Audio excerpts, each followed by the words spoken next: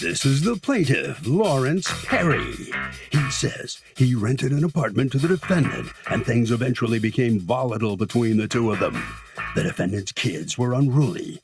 They were slobs on the property, and he's here suing for the $1,007.49 he's owed for repairs he had to make to the apartment when she vacated.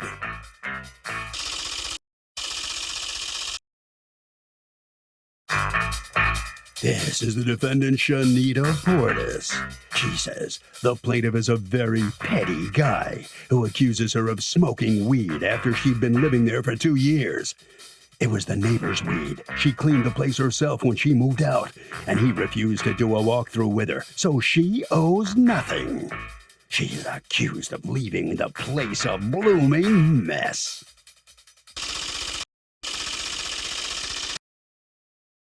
The defendant has filed a countersuit for $1,450 for the return of her security deposit. All parties, please raise your right hand. The People's Court is now in session. The Honorable Judge Marilyn Millian is presiding. Litigants have been sworn, Your Honor. Thank you, Douglas. You're welcome. Okay, Mr. Perry, you're suing Ms. Portis, your former tenant, for $1,007.49. You say she owes you in addition to what you've already had to spend from her security deposit, and you're suing to get the return of the security deposit. Let me hear from you first, Mr. Perry. Well, Ms. Portis moved in around the 25th, 26th of July in 2018. And on the 4th of July, she wanted to set a basketball court up on the sidewalk for her kids to play, a little breakaway court.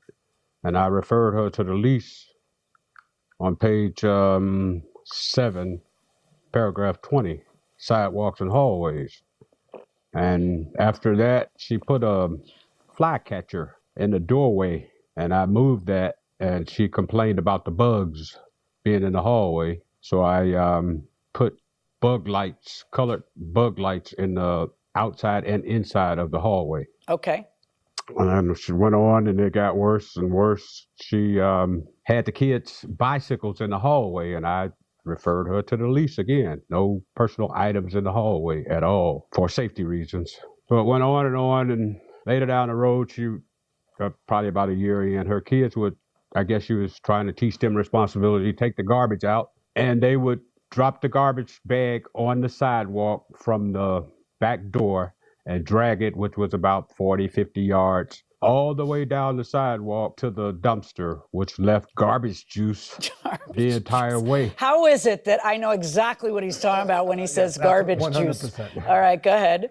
And that promotes insects, rats, and everything else. So yeah, those bugs we're worried about. Right, okay. Yeah, so one day I was checking the cameras just for the sake of doing so, and I saw her sister dropped her son off from school, I'm guessing, and he threw his book bag against the doorway, and I guess the door did open for him, so he picked his book bag up and tried to run through the door.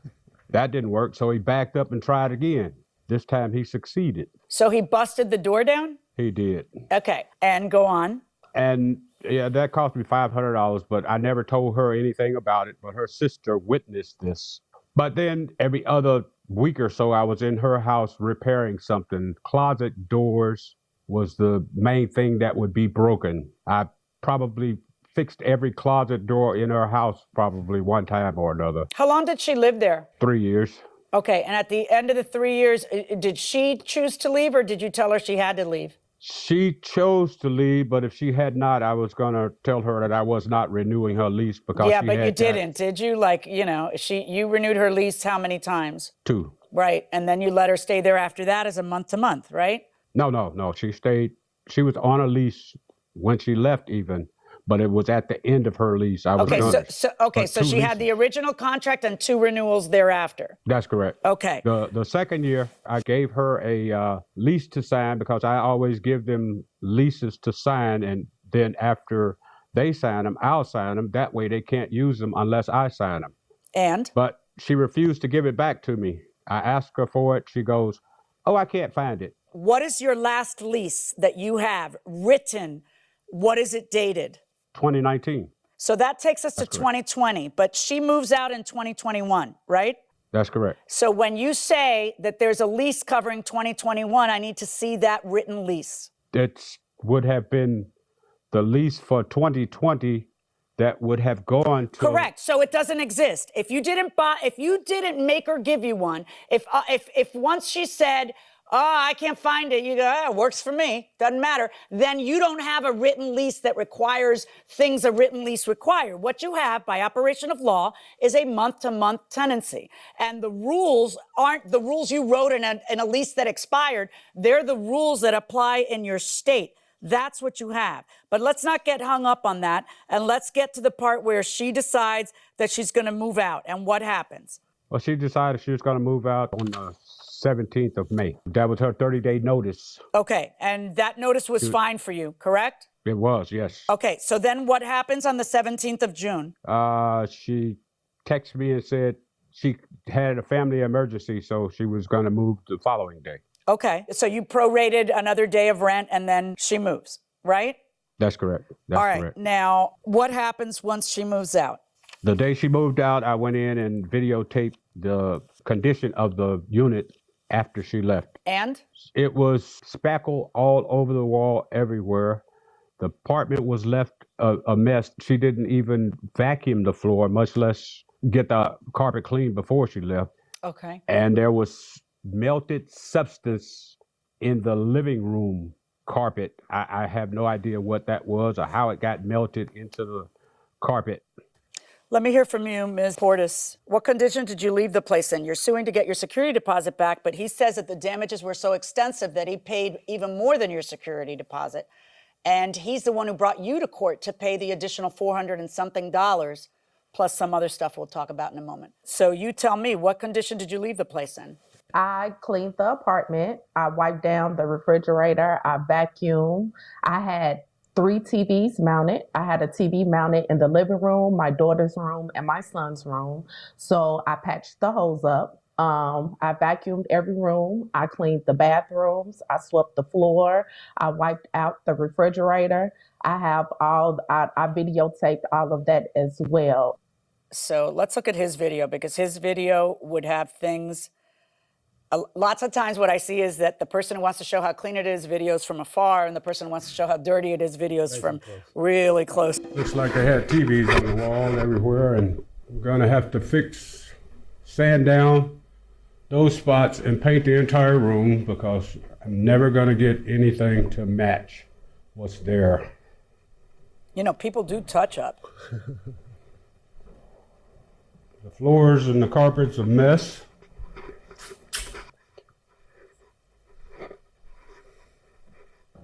How did that video show me no attempt to vacuum the carpets? I tried to get it right in the hallway there where the spots are, but it actually doesn't show it to you, Judge. It was a mess. You wanted me to see a picture of a broken window. Broken window. That pane, that's a double pane window. Yeah. How did that pane get broken? Do you know, Ms. Portis?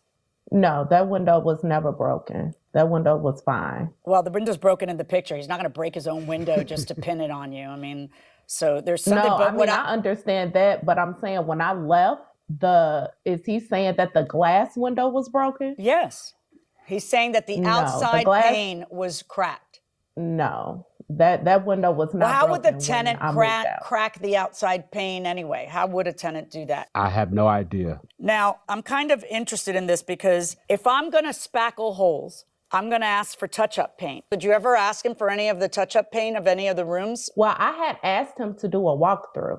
I don't care about the walkthrough. I'm asking you, when you were, who decided to spackle the holes? You or someone else? My mom. Okay. She did. She helped me. Right. So when she decided to do that, it's in order to cover the holes that you made, which is fine. But if you're going to restore it to the way it was when you got it before you made holes, then you ask for touch-up paint so that you can paint it. And according to him, your prior lease made it clear that you weren't supposed to make any holes. Did your prior lease say that? Yes or no? No. Okay. No, it didn't. Can you show me where in the lease, because even if she's on a month-to-month, the rules of the game are considered to be whatever both parties are used to. And then the prior lease becomes relevant. So I ask you, Mr. Perry, what clause in the prior lease says you can't put any holes up? Page 5 paragraph 10. Okay, so it doesn't prohibit holes in the wall. It says that she has to pay to repair them, Correct. which is fair. All right. Now, did you in fact paint the entire apartment? I did because Did you have it painted or did you paint it yourself? a handyman named Ray. I submitted bill for this guy what he charged me, and that spackle on the wall it looked smooth, but it's not. It wasn't. It was just globbed onto the wall, and it was all over everywhere. And why don't you think that you should have to pay to have that repaired, Ms. Portis, if you made the holes? Because I covered the holes up. Yeah, but And I just and I just feel as if he was gonna have to repaint anyway. I was there for 3 years.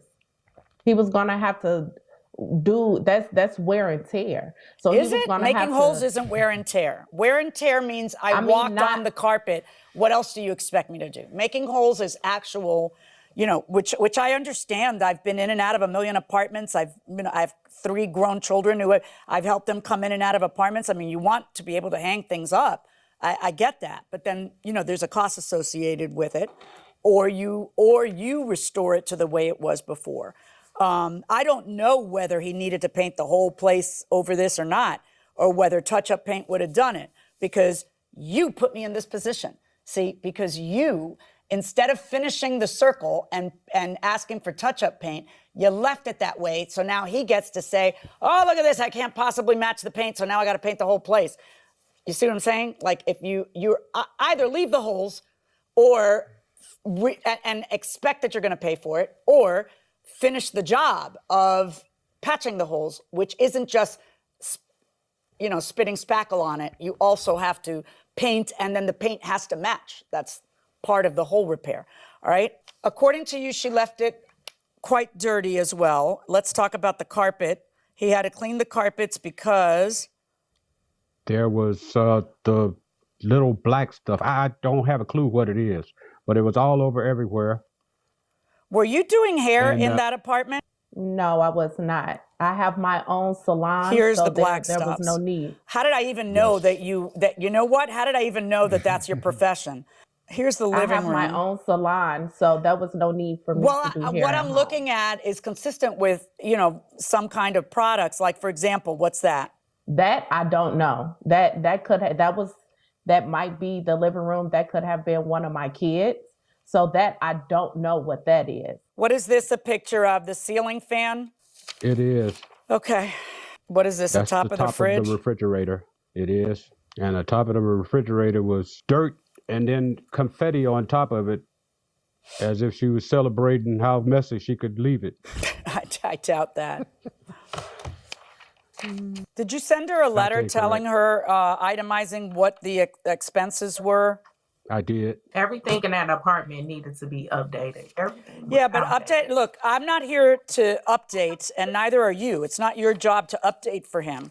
So, and it's also not your job to say, oh, normal wear and tear when I stain up your carpets or ruin your walls. That's not part of what is considered normal wear and tear. There's a lot of damage to the walls, which is fine. You got to live there 3 years and have TVs mounted to his walls and do all the things you wanted to do, but there's a cost associated with that. What is this $510 for lawyer's fees that you're suing her for? When I sent her that itemized statement of what I was charging her, she sent me back copy of the Civil Rights Tenant Act. And she told me I had 15 days to send her back her security deposit. And now, how would I like to proceed? So why? I How figured- come you get to talk about leases and law, but she doesn't? Somehow, when she does it, there's an attitude involved. Like, so how would she No, like? I'm saying Right. So that's how would you like to that's how I proceed? Right. But then how what I did like you to do? proceed Why did you is go to with the court? lawyer. She had already moved out. The attorney told me that the only way that they could get money that go to rent and damage hearing was to evict her, and that I should evict her because she could decide that where she wasn't working out for her and she could come back there again. So why That's didn't you what get the attorney's fees in the eviction case? If she apparently defaulted on that because she never showed up for court, why didn't you ask for your attorney's fees in the case that the attorney's fees belong to? Because evictions is one date. After the evictions, they have a rent and damage hearing thereafter is where all the rent and damages monies come from. I just don't get why the lawyer, I hear what you're saying. It's not that I don't believe you. I don't understand why the lawyer was worried, oh, she might move back in. Well, change the locks. She's already moved out. She told you she moved out. You're perfectly entitled to change the locks at that point. There's no need to do an eviction case. It's kind of overkill. I'm not going to order her to pay your attorney. It's fine if you want to do it, but you're entitled to reasonable expenses and damages that you incurred. And I don't think filing an eviction case against someone who's already moved out, who's on record moving out, who you can just change the locks and there's no problem because she's 100% moved out. She wanted to do what? There's just no need for the eviction. I'm not going to order her to pay you that. I am, however, going to order her to pay you the additional $497.49 in damages because I do think that you, and I see the evidence that you had to spend all that in order to get it up to par for the next person. I don't consider these things normal wear and tear. They're not. They're actual damage. And therefore, that takes care of your counterclaim to get your security deposit back. You're not going to get your security deposit back. That went towards paying most of the damages. Verdict then, in this case, in favor of the plaintiff in the amount of $497.49. So the plaintiff is going to get $497 back from the defendant, not the $1,000 he was seeking. Mr. Perry, let me just ask a quick question. Don't you expect to have to repaint an apartment after someone has lived there for 3 years? I mean, isn't that customary to do that? That's why I use paint that you could wash, semi-gloss paint. It's a lot easier to pay a handyman to wash the walls than it is to pay one to paint the walls. Anyway, let's talk to Ms. Portis. Ms. Portis, you're going to have to give him back $497. How do you feel about that? You upset? Not upset. I mean, it is what it is. He's a slum landlord anyway, and he's money hungry. So he just looks for ways to get more money out of people. So it is what it is. I hope he's happy with his little $400 because it doesn't hurt me financially. So I hope he's grateful. Anyway, that's the judge's decision. Everybody has to live with it, and we will move on from there. Harvey? Doug, the judge talked about wear and tear. That is a universal principle in landlord-tenant law, that if a tenant moves into a place, the tenant cannot be docked security because of normal wear and tear. Now, that's kind of a subjective thing. With carpets and paint, the longer you're in the apartment, the more it's normal wear and tear. But at a point, when you look at the carpet, when you look at the paint, if it looks excessive, that's when the tenant gets in trouble. How important is it to have a living will? I have one. I have one. A living will is a document that expresses your own personal wishes for end-of-life care. When you reach the end of the road, which could be tomorrow, could be in 20 or 30 years, who knows? That's your expression of what you would have people do. If you want them to take heroic measures or just palliative measures that make you comfortable and take away pain. For example, CPR, putting you on a ventilator for artificial breathing, those types of things. Some people just don't want that, and depending on the stage of your life or your own health conditions, you might not want to go there. Or your brain activity. Or your brain activity, et cetera. Like there's some people who feel that if they're brain dead, they don't want you taking any more measures. Exactly. And states have different requirements on these things about whether you have to have witnesses and how they have to be done, et cetera. But in this day and age when you can literally go on the internet and find the form like that. Right. That or with a small fee. Right. I think it's an important thing for you to do for your family. Absolutely. To let them know what it is you want done so you take the stress off of them. Because there could be disagreements among your family members. Or your family members or something about, I think we should do this. No, don't do that. She wouldn't want that. She wouldn't have wanted that. I know better what she would have wanted. Like, why put your family through that? Just spell it out.